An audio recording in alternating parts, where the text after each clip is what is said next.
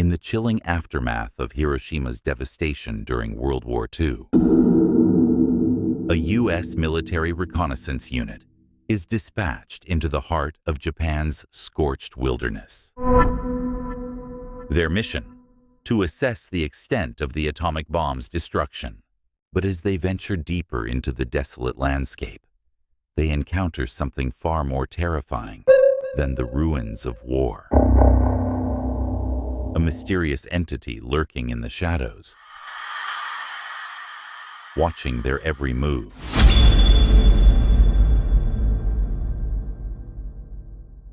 I stared at the mission papers in my hands, the embossed top secret stamp still fresh with ink. August 12, 1945. Just days after Hiroshima. The world had changed, but war intelligence never sleeps. Lieutenant Tanaka, you understand your objective? Colonel Harris's voice pulled me from my thoughts. Yes, sir. Intercept and decode enemy communications from Sector 7, approximately 15 miles west of Hiroshima. I kept my voice steady, professional. Intelligence suggests unusual radioactivity in an untouched forest region. The colonel nodded. Your linguistic skills make you uniquely qualified, Tanaka. We need to know what the Japanese are saying after the bombing. I didn't mention the irony of sending me, a Japanese American, to decode messages from a country my parents had left behind. My loyalty had been questioned enough since Pearl Harbor. Outside the briefing tent, my small reconnaissance team waited. Sergeant Williams meticulously checked our radio equipment, his fingers moving with practiced precision. The man trusted technology over people, something I understood all too well. Everything functioning properly, Sergeant? I asked. Yes, sir. Though I'm getting strange interference patterns I can't explain. He frowned at his equipment. Could be atmospheric disturbance from the bomb. Across from him, Corporal Lee sat cross-legged, quietly studying what looked like a small paper charm. He caught me watching and quickly tucked it away. My grandmother's protection charm, he explained with embarrassment. Just a superstition. The word triggered a memory of my own grandmother's warnings about forests that whisper with voices of the forgotten. I pushed the thought away. This was 1945, not the time for childhood ghost stories. Private Garcia approached, practically bouncing with nervous energy. He couldn't be more than 19, fresh-faced and eager. First recon mission, Lieutenant? Ready to catch some enemy intelligence. His enthusiasm made me feel ancient at 32. I nodded, feeling the weight of command. Pack light. We move at dawn. The forest loomed before us, unnaturally still. No birdsong, no rustling leaves despite the breeze, just a wall of ancient trees that seemed to watch us approach. Maintain radio silence unless absolutely necessary, I reminded the team as we crossed the invisible boundary between normal woodland and something different. The air felt heavier here, thick with moisture that coated my lungs with each breath. Our boots crunched through underbrush, the sound seeming to carry farther than it should. I noticed Williams flinching at each step we took, his eyes constantly scanning the trees. Radio check, I ordered after we'd traveled 2 miles in. Standard protocol. Williams frowned, adjusting dials on his pack radio. Getting weird interference, sir. White noise, but structured somehow. Structured how? I asked, almost like whispers. He shook his head. Atmospheric conditions playing tricks. Something cold settled in my stomach. I made a note in my field journal, trying to keep my handwriting steady. Lieutenant? Private Garcia's urgent whisper cut through the silence. Someone called my name. We froze, 4 sets of eyes scanning the forest. Nothing moved. Just nerves, kid, I said, but my hand rested on my sidearm longer than necessary. I heard it too, Corporal Lee admitted quietly, like someone whispering from behind that tree. But when I looked, I studied the dense foliage, the way the trees seemed to bend inward, as if listening to our conversation. My grandmother's voice echoed in my memory, the forgotten whisper to those who will listen. Auditory hallucinations are common in dense forests, I explained, clinging to rationality. Sound waves bounce strangely. But as we pressed deeper, I couldn't shake the feeling we were being watched by something hidden, just beyond our perception. Something that knew we were coming. Night fell with unnatural speed. One moment, filtered sunlight guided our way. The next, darkness enveloped us like a shroud. We established a small camp. No fire. Standard procedure behind potential enemy lines. "Picking up those transmissions, Lieutenant," Williams reported, his headphones pressed tight against his ears. "But something's off." I took the offered headset, expecting the familiar Japanese military codes I'd been trained to break. Instead, I heard whispers, faint but distinct. Not Japanese, not English, not any language I'd ever encountered despite my linguistic training.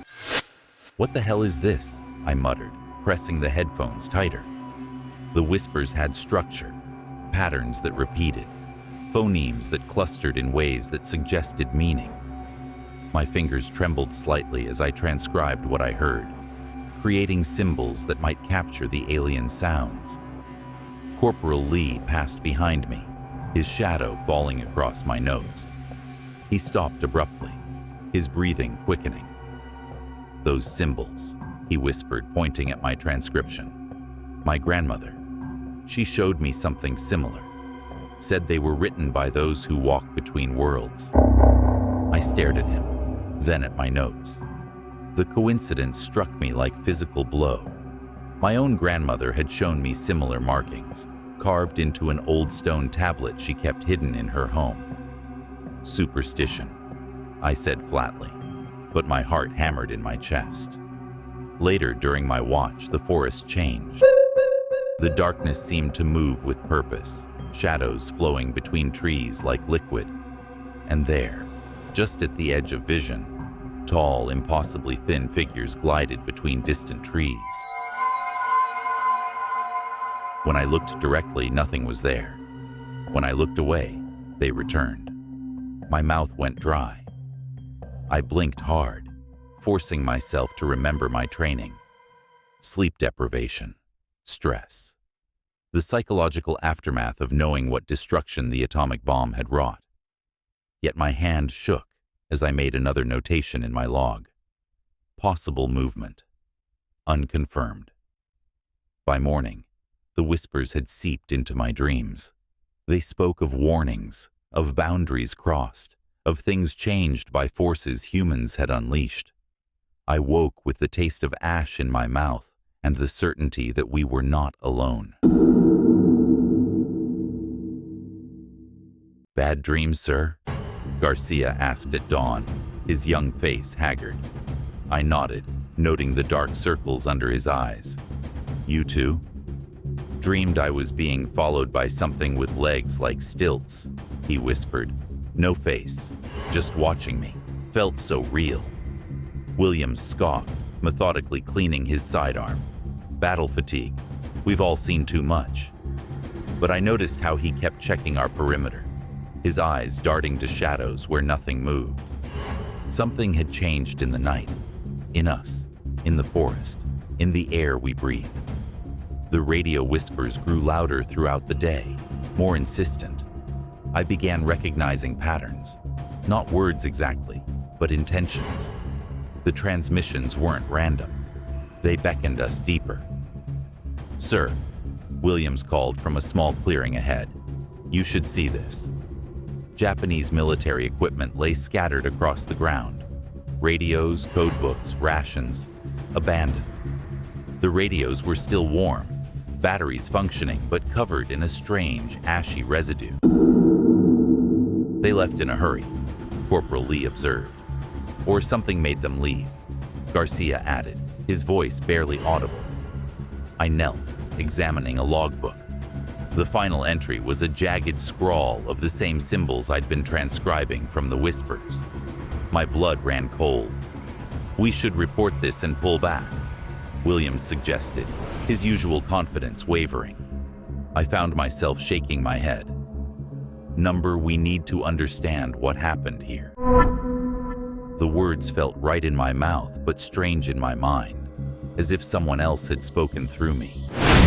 Some part of me recognized the whispers had begun affecting my decision-making, but I couldn't stop.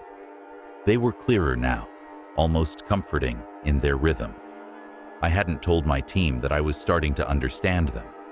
The repeated patterns translated to simple concepts. Come, see, learn, remember. We continue, I ordered, ignoring William's concerned glance.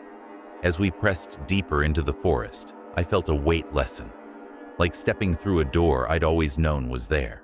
The whispers approved, growing warmer, more familiar. We crossed an invisible threshold, and I knew we wouldn't be allowed to simply walk back across it.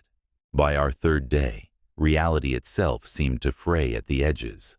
William's compass spun wildly, pointing in impossible directions. Maps showed paths that hadn't existed hours before. Distances stretched and compressed unpredictably. How is this ridge on our map? Williams demanded, staring at a geographical feature that hadn't been there yesterday. I checked this area 3 times. I had no answer that wouldn't sound insane. The forest was changing around us, or our perception of it was. The radios emitted painful feedback that afternoon, a high-pitched whine that drove Williams to his knees, blood trickling from his nose.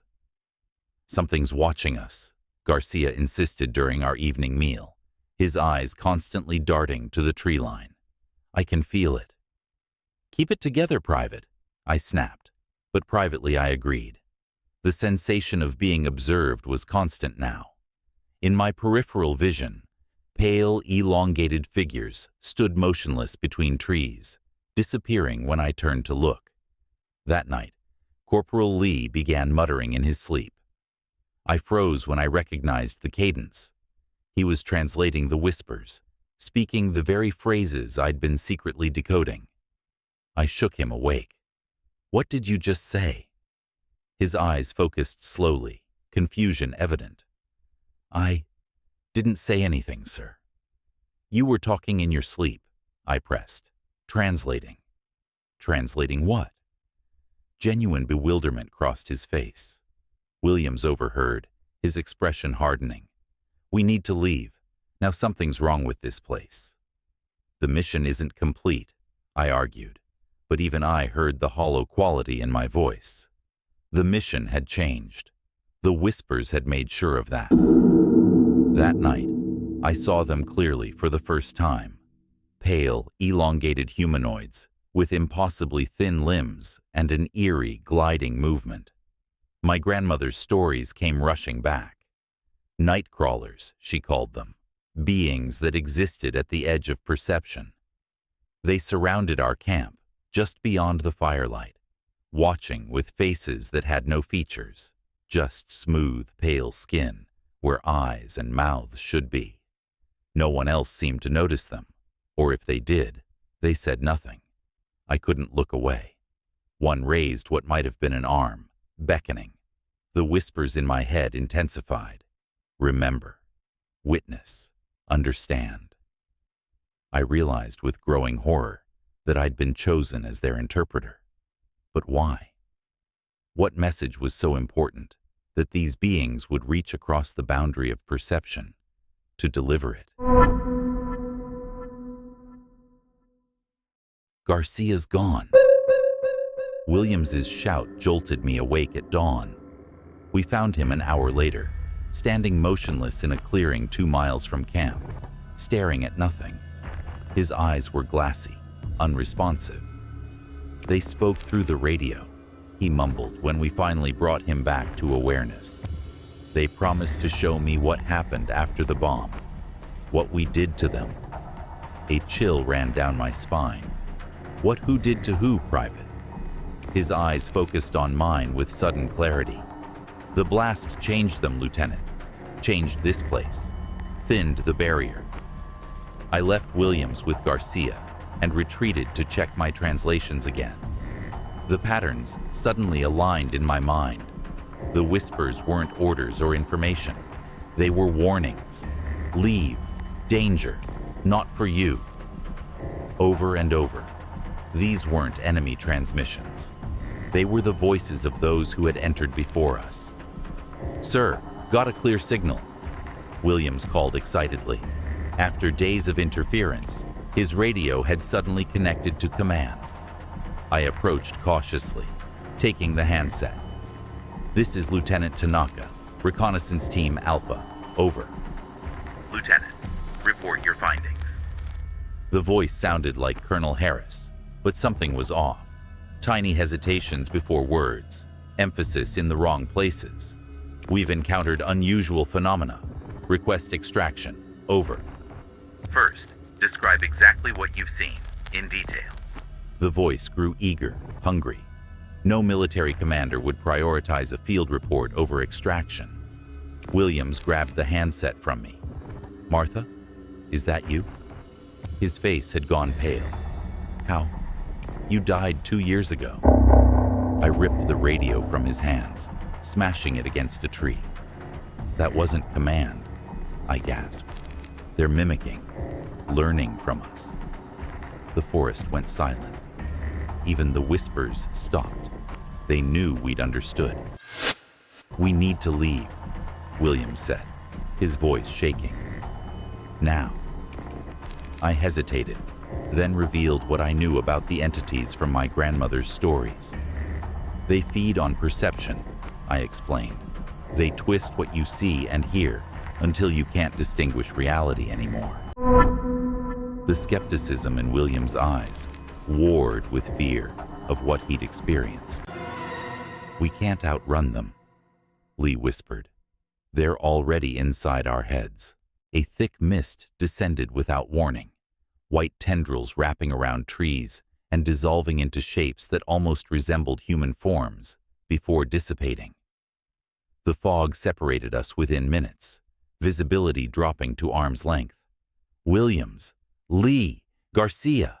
I called, my voice oddly muffled in the dense air.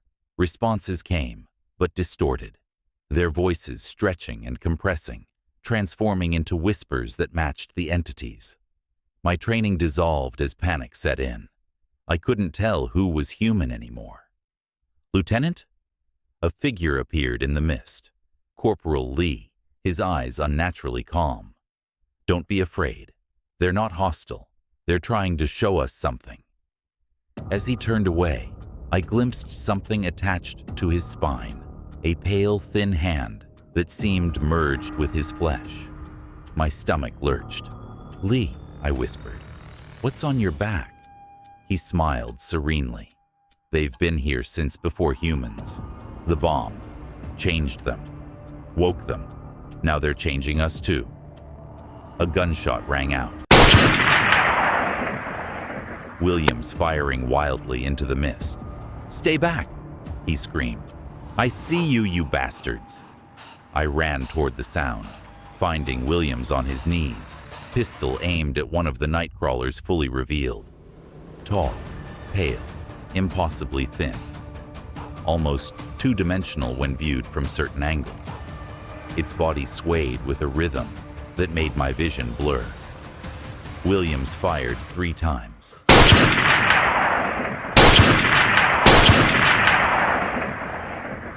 The bullets passed through the creature harmlessly. The Nightcrawler responded by emitting a high-pitched frequency that dropped Williams to the ground, blood streaming from his ears. I tried to reach him, but the ground beneath me shifted, distances expanding impossibly. "It's not real," I gasped, but even I didn't believe it anymore. Garcia appeared beside me, his young face transformed by understanding beyond his years. "It's all real, Lieutenant, just not in the way we thought." In a moment of clarity, I remembered my grandmother's final warning. They don't speak with voices, but with the spaces between thoughts. I dropped my weapon and pulled out my notebook of translations. The symbols weren't language. They were a key to perception. Stop fighting it, I told myself. Stop trying to make it fit what you know. When I stopped trying to hear the whispers and instead felt them, everything changed. The forest revealed itself as it truly was. A nexus point, warped by the nuclear blast at Hiroshima. The Nightcrawlers weren't malevolent. They were trapped here, just as confused and terrified as we were. One approached me, its featureless face inches from mine. It extended a long, thin finger to my forehead. The touch was electric, images flooding my mind. I saw soldiers from all eras who had wandered into this place and become something else. I saw the atomic blast tearing reality, allowing these beings to partially enter our world. I saw their desperate attempts to warn others away. "We're not the first," I gasped to Garcia, who stood frozen beside me. "And they don't want us to be the next." The leader of the entities, the one touching me, conveyed its final message. This place would draw more humans. The bomb had created a hunger in the forest, a need to transform living things into something between worlds. I looked around for Williams and Lee, but knew they were already gone, absorbed or transformed. The knowledge hit me like physical pain. "We need to leave," I told Garcia, gripping his arm. "Now, and make sure no one ever comes back." As we turned to flee, I saw them one last time, Williams and Lee, their forms elongated and pale, moving with that same gliding motion among the trees. Their featureless faces turned toward us in what felt like a farewell. I grabbed Garcia's arm and ran, the mist parting before us as if the forest itself was showing us the way out. Garcia and I stumbled from the forest 3 weeks after we'd entered, though it felt like only 3 days.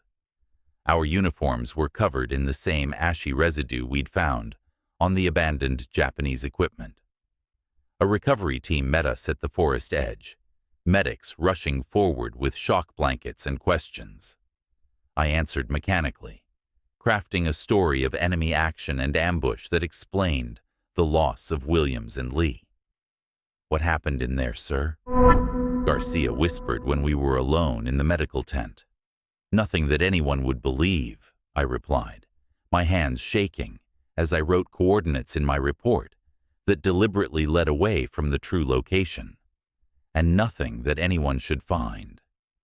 At night, the whispers continued, fainter now, but present.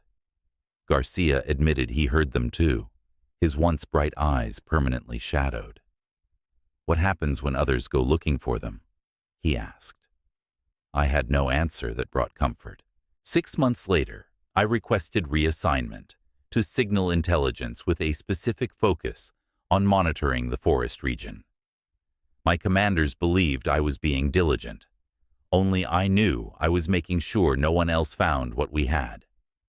The whispers never truly left me. Sometimes in dreams, I saw Williams and Lee, changed but recognizable, moving among pale entities in that misty forest. They were trying to tell me something important about human folly, about the path of atomic weapons, about doors that shouldn't be opened. As I finish this account, I leave it as both warning and confession. The entities aren't evil. They're simply different, changed by our actions, and trying to adapt to a world suddenly connected to theirs. If you're reading this, and ever hear whispers in frequencies that shouldn't exist, run. Some things are forgotten for a reason, some places should remain unexplored, and some warnings should be heeded before it's too late. If you enjoyed Whispers of the Forgotten, subscribe to our channel for more supernatural military horror stories. Comment below with what you think happened to Williams and Lee. Were they transformed? Or something worse?